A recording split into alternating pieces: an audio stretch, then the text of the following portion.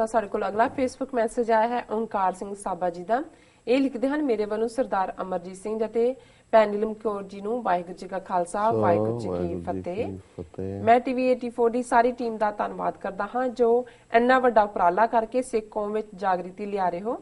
ਸਿੰਘ ਸਾਹਿਬ ਜੀ, ਸਰਬੱਤ ਖਾਲਸਾ ਵਿੱਚ ਇੱਕ ਮਤਾ ਪਾਸ ਹੋਇਆ ਸੀ ਵਰਲਡ ਸਿੱਖ ਪਾਰਲੀਮੈਂਟ ਦਾ, ਜੋ ਕਿ ਬਹੁਤ ਅਸਰਦਾਰ ਮਤਾ ਹੈ। ਹੁਣ ਜਦੋਂ ਇੰਡੀਆ 'ਚ ਸਾਡੇ ਸਾਰੇ ਜਥੇਦਾਰਾਂ ਨੂੰ ਸਰਕਾਰ ਨੇ ਜੇਲ੍ਹਾਂ ਵਿੱਚ ਡੱਕਿਆ ਹੋਇਆ ਹੈ, ਮੈਨੂੰ ਲੱਗਦਾ ਨਹੀਂ ਕਿ ਉੱਥੇ ਇਹਨਾਂ ਮਤਿਆਂ ਨੂੰ ਲਾਗੂ ਕਰਨ ਲਈ ਕੋਈ ਉਪਰਾਲਾ ਹੋ ਰਿਹਾ ਹੋਵੇ।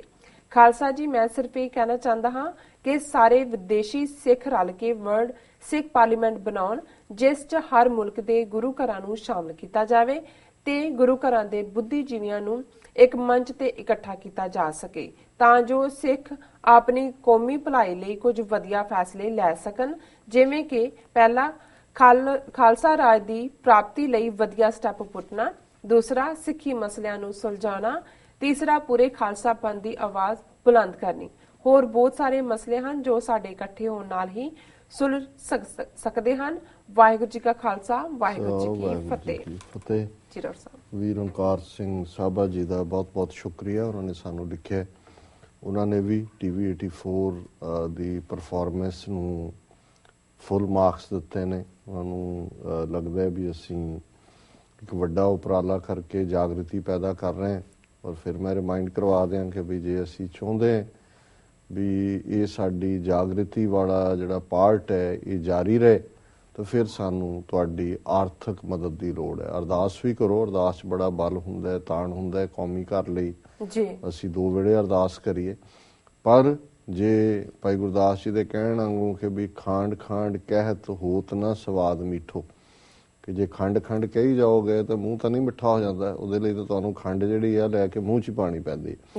ਸੋ ਇਸੇ ਤਰ੍ਹਾਂ ਜੇ ਅਸੀਂ ਸਮਝਦੇ ਹਾਂ ਵੀ ਸਾਡੇ ਲਈ ਖਾਲਿਸਤਾਨ ਬਣਾਉਣ ਤੋਂ ਬਿਨਾਂ ਹੋਰ ਕੋਈ ਚਾਰਾ ਨਹੀਂ ਹੈ, ਤਾਂ ਫਿਰ ਪਹਿਲੀ ਜਿਹੜੀ ਲੜਾਈ ਹੈ ਉਹ ਮੀਡੀਆ ਦੇ ਵਿੱਚ ਹੀ ਲੜੀ ਜਾਂਦੀ ਹੈ ਔਰ ਜਿੱਤੀ ਹਾਰੀ ਜਾਂਦੀ। ਅੱਜ ਦਾ ਸਭ ਤੋਂ ਪਾਵਰਫੁਲ ਵੈਪਨ ਇਹੀ ਹੈ। ਔਰ ਤੁਸੀਂ ਦੇਖੋ ਵੀ ਜਿਸ ਕਿਸਮ ਦਾ ਮੀਡੀਆ ਹੁੰਦਾ ਹੈ, ਜੇ ਹੁਣ ਇਸਲਾਮੋਫੋਬੀਆ ਕ੍ਰੀਏਟ ਕੀਤਾ ਹੈ ਤੇ ਕਿਸ ਕਿਸਮ ਦਾ ਮਾਹੌਲ, ਇੱਥੇ ਵੀ ਤੁਸੀਂ ਬਾਹਰ ਜਾਂਦੇ ਹੋ ਨਜ਼ਰਾਂ ਹੀ ਬਦਲੀਆਂ ਹੁੰਦੀਆਂ ਲੋਕਾਂ ਦੀਆਂ, ਕਿਉਂਕਿ ਉਹੀ ਖਬਰਾਂ ਚੱਲ ਰਹੀਆਂ ਹੁੰਦੀਆਂ, ਮੀਡੀਆ ਤੇ ਦੇਖ ਰਹੇ ਹੁੰਦੇ ਨੇ ਤੇ ਉਹਨਾਂ ਨੂੰ ਜਿਹੜਾ ਇਸ ਕਿਸਮ ਦਾ ਹੀ ਪਾਰਟ ਸਾਹਮਣੇ ਹੁੰਦਾ।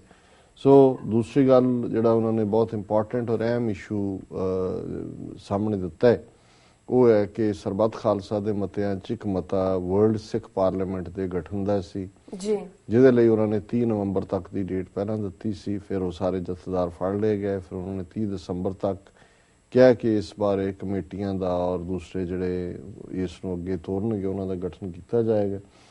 ਔਰ ਉਹਨਾਂ ਦਾ ਇਹ ਕਹਿਣਾ ਵੀ ਇਸ ਦੇ ਵਿੱਚ ਦੁਨੀਆ ਭਰ ਦੇ ਗੁਰੂ ਘਰ, ਬੁੱਧੀਜੀਵੀ, ਸਿੱਖ ਸੰਸਥਾਵਾਂ ਦੇ ਨੁਮਾਇੰਦੇ ਔਰ ਇਹ ਕੌਮੀ ਭਲਾਈ ਲਈ ਕੀ ਸਟੈਪ ਲਿਆ ਜਾਏ ਇਸ ਬਾਰੇ ਚਰਚਾ ਹੋਏ, ਸਿੱਖ ਮਸਲੇ ਆਇਡੈਂਟੀਫਾਈ ਕਰਕੇ ਉਹਨਾਂ ਦੇ ਉੱਤੇ ਕੰਮ ਹੋਏ ਔਰ ਖਾਲਸਾ ਪੰਥ ਦੀ ਤਰੱਕੀ, ਬਿਹਤਰੀ, ਚੜ੍ਹਦੀ ਕਲਾ ਦੇ ਲਈ ਪ੍ਰੋਗਰਾਮ ਲਿਖੇ ਜਾਣ। ਅਸੀਂ ਵੀ ਇਸ ਇੰਤਜ਼ਾਰ 'ਚ ਹਾਂ। ਅਸੀਂ ਕੋਈ ਵੀ ਸਟੈਪ ਆਪਣੇ ਤੌਰ 'ਤੇ ਨਹੀਂ ਕਰਨਾ ਚਾਹੁੰਦੇ ਤਾਂ ਕਿ ਇਹ ਨਾ ਲੱਗੇ ਕਿ ਵੀ ਜਿਹਦੇ ਹੱਥ 'ਚ ਬਾਲ ਆਇਆ ਉਹ ਲੈ ਕੇ ਦੌੜਨਾ ਚਾਹੁੰਦੇ। ਆਲਰੇਡੀ ਬਾਹਰਲੇ ਸਿੱਖਾਂ ਦਾ ਇੱਕ ਦੂਸਰੇ ਪ੍ਰਤੀ ਵੀ ਕੁਛ ਥੋੜ੍ਹਾ ਜਿਹਾ ਡਿਸਟਰਸਟ ਹੋਇਆ ਕੁਛ ਜਥੇਬੰਦੀਆਂ ਦਾ ਕਿ ਜੀ ਇਹ ਰੋਲ ਅਦਾ ਹੋ ਗਿਆ ਜਾਂ ਉਹ ਹੋ ਗਿਆ। ਹਾਲਾਂਕਿ ਉਹਨਾਂ ਨੇ ਸਾਡੇ ਦੁਸ਼ਮਣ ਨੇ ਤਾਂ ਨਹੀਂ ਦੇਖਿਆ ਵੀ ਇੱਥੋਂ ਗਏ ਕਿਹੜੇ ਦਲ ਦੇ ਸੀ ਤੇ ਕੀ ਸੀ, ਉਹਨਾਂ ਨੇ ਤਾਂ ਦੇਸ਼ ਧਰੋਹੀ ਬਣਾ ਦਿੱਤੇ। ਸੋ ਅਸੀਂ ਸਮਝਦੇ ਹਾਂ ਵੀ ਇਸ ਵੇਲੇ ਭਾਈ ਜਗਤਾਰ ਸਿੰਘ ਹਵਾਰਾ ਜਿਨ੍ਹਾਂ ਨੂੰ ਸਰਬੱਤ ਖਾਲਸਾ ਨੇ ਜਥੇਦਾਰ ਬਣਾਇਆ, ਜਿਹੜੇ ਐਕਟਿੰਗ ਜਥੇਦਾਰ ਨੇ, ਉਹਨਾਂ ਦੇ ਕੋਲ ਬੇਸ਼ੱਕ ਉਹ ਜੇਲ੍ਹ 'ਚ ਨੇ ਪਰ ਇਹ ਜ਼ਰੂਰ ਉਹ ਸਮੀਖਿਆ ਕਰ ਰਹੇ ਹੋਣਗੇ ਕਿ ਉਹਨਾਂ ਨੇ ਅਗਲਾ ਸਰਬੱਤ ਖਾਲਸਾ ਜਿਹੜਾ ਕਿ ਵਿਸਾਖੀ 'ਤੇ ਹੋਣਾ ਹੈ ਉਹ ਕਿਵੇਂ ਕਰਨਾ ਹੈ, ਉਹਦੇ ਲਈ ਵਿਧੀ ਵਿਧਾਨ ਔਰ ਉਦੋਂ ਤੱਕ ਇਹ ਸਾਡੇ ਜਿਹੜੇ ਕਾਨਸੈਪਟ ਹੁਣ ਡਿਬੇਟ ਹੋਣੇ ਚਾਹੀਦੇ। ਇਹਦੇ 'ਚ ਕੋਈ ਸ਼ੱਕ ਨਹੀਂ ਹੈ, ਜਿਵੇਂ ਵੀਰ ਓਂਕਾਰ ਸਿੰਘ ਜੀ ਨੇ ਕਿਹਾ ਵੀ ਸਮੇਂ ਸੀਮਾ ਦਾ ਵੀ ਸਾਨੂੰ ਧਿਆਨ ਰੱਖਣਾ ਪਏਗਾ, ਇਹ ਪ੍ਰੋਪਰਲੀ ਡਿਬੇਟ ਹੋਏ ਸਾਰੇ ਪਾਰਟ ਤੋਂ। ਔਰ ਬਾਹਰਲੇ ਸਿੱਖਾਂ ਦਾ ਜ਼ਾਹਰ ਹੈ ਕਿ ਬਹੁਤ ਵੱਡਾ ਯੋਗਦਾਨ ਇਸ ਸਾਰੇ ਦੇ ਵਿੱਚ ਹੋਏਗਾ। ਸੋ ਅਸੀਂ ਪਿਛਲੀਆਂ ਹਦਾਇਤਾਂ ਦੀ ਉਡੀਕ 'ਚ ਥੋੜ੍ਹਾ ਬਹੁਤ ਅਸੀਂ ਆਪਸ ਦੇ ਵਿੱਚ ਜਿਹੜੇ ਕੰਸਰਨ ਨੇ ਗੱਲਬਾਤ ਜ਼ਰੂਰ ਕਰਦੇ, ਪਰ ਕੋਈ ਵੀ ਕੰਕਰੀਟ ਗੱਲ ਉਸ ਤੋਂ ਬਾਅਦ ਹੀ ਸਾਹਮਣੇ ਆਏਗੀ। ਅਦਰਵਾਈਜ਼ ਇੱਥੇ ਫਿਰ ਹਰ ਕੋਈ ਆਪੋ ਆਪਣੇ ਮਤੇ ਕਰਨ ਲੱਗ ਜਾਏਗਾ, ਆਪੋ ਆਪਣੇ ਵਿਧਾਨ ਬਣਾਉਣ ਲੱਗ ਜਾਏਗਾ।